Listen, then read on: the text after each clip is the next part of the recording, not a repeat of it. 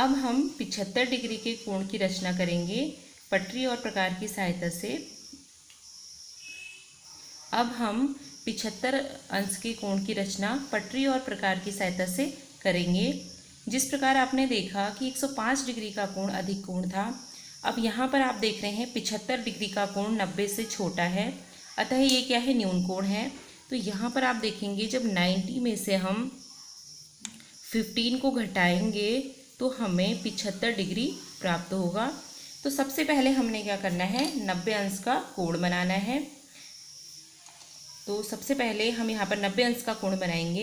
90 अंश का कोण बनाने के लिए सबसे पहले हमने क्या करना है, किसी भी दूरी का एक रेखाखंड खींच लेना है। यहाँ पर मैंने 7 सेंटीमीटर लंबा एक रेखाखंड लिया है, जिसे आप स्केल की सहायता से खींचेंगे। फिर अपने प्रकार में एक निश्चित त्रिज्या लेकर के आप ए को केंद्र मानेंगे। इन सब की प्रोसेस बिल्कुल एक जैसी है, आपको 90 डिग्री का एंगल ही बनाना है। आप ये देख रहे हैं, ये चाप ए बी को सी पर काटेगा, ठीक है।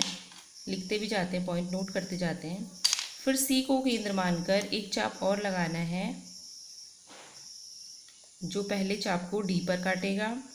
फिर डी को केंद्र मानकर एक चाप और लगाना है उसी त्रिज्या का, जो पहले चाप को ई पर काटेगा, ठीक है। फिर सी और डी को केंद्र मानकर आपने दोनों चाप लगाने हैं, जैसे मैं आपको बता चुकी हूँ पहले, ठीक है। अब इनको हम नाम दे देते A B C D E, और ये दो चाप जहाँ पे काट रहे हैं एफ। अब ए और एफ को आप डॉटेड रेखा द्वारा मिलाइएगा, क्योंकि हमें 75 डिग्री के कोण की रचना करनी है। आप इस तरीके से डॉटेड लाइन द्वारा इसे मिलाएंगे। आप यहाँ पर देखिए, ए और एफ को डॉटेड लाइन द्वारा मिलाया और हमें 90 डिग्री का कोण प्राप्त हुआ।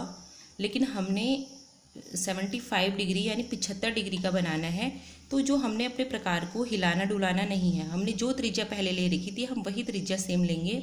यहाँ पर मैंने एक पॉइंट बढ़ा, यहाँ पर लिख दिया जी, ठीक है, क्योंकि आपके पास ई और डी तो पहले से थे। तो यहाँ पर ये जो चाप है और ये सीधी रेखा जहाँ पर 90 डिग्री बन रहा है, यहाँ पर एक आप जी मान लीजिए एक पॉइंट, और एक पॉइंट आपका ये है। अब आपको मैं क्लियर कर दूं कि इसको और इसको केंद्र मानकर जब दो चाप लगाए थे तो 105 डिग्री का प्राप्त हुआ था, क्योंकि 15 डिग्री हम आगे ले गए थे।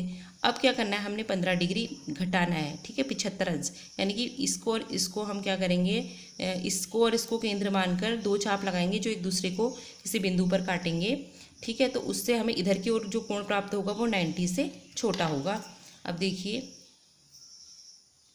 हम क्या करते हैं, डी को केंद्र माना तो ये आया आगे, ठीक है।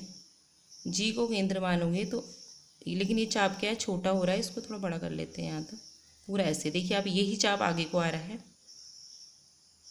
जब आप प्रैक्टिस में हो जाएंगे तो आप इजीली इसको बना लेंगे। ये देखिए यहाँ पर काट रहा है, ठीक है। तो आप देख रहे हैं कि यहाँ पर ये दोनों चाप एक दूसरे को काट रहे हैं। इस पॉइंट को हम मान लेते हैं एच मान लेते हैं, ठीक है। अब ए और एच को एक सीधी रेखा द्वारा आपने मिलाया। अगर आपको यहाँ पर परेशानी हो रही है तो इसे आप मिटा दीजिए, ठीक है। इसमें इसके और इसके बीच में थोड़ी गैपिंग रखने के लिए आप इसको इरेजर से यहाँ पे से मिटा दीजिएगा, ठीक है। यहाँ पर आपको थोड़ा मिटा देना है ताकि आपको आसानी हो सके।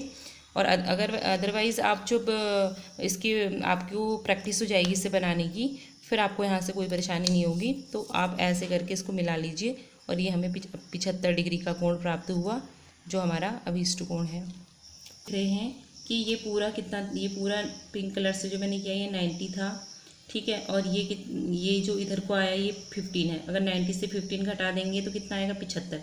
तो हमारा अभीष्ट कोण एच ए बी 75 डिग्री बन गया। तो इसी तरीके से आप रचना के चरण भी लिखेंगे कि सर्वप्रथम ए बी एक रेखाखंड किसी भी माप का खींचा, ए को केंद्र मानकर एक चाप लगाया जो ए बी को सी पर काटता है। सी को केंद्र मानकर एक चाप और लगाया, डी लगाया। डी को केंद्र मानकर एक चाप ई लगाया, ठीक है, उसी त्रिज्या का चाप लगाया आपने। उसके बाद ई और डी को केंद्र मानकर दो चाप लगाए जो एक दूसरे को एफ पर काटते हैं। एफ और ए को एक डॉटेड रेखा द्वारा मिलाया। F A B is equal to 90 degree प्राप्त हुआ। फिर जी और डी को केंद्र मानकर दो चाप लगाए जो एक दूसरे को एच पर काटते हैं। एच और ए को एक सीधी रेखा द्वारा मिलाया तो उससे हमें अभीष्ट कोण एच ए बी बराबर 75 डिग्री प्राप्त हुआ। तो यही इसके रचना के चरण हैं।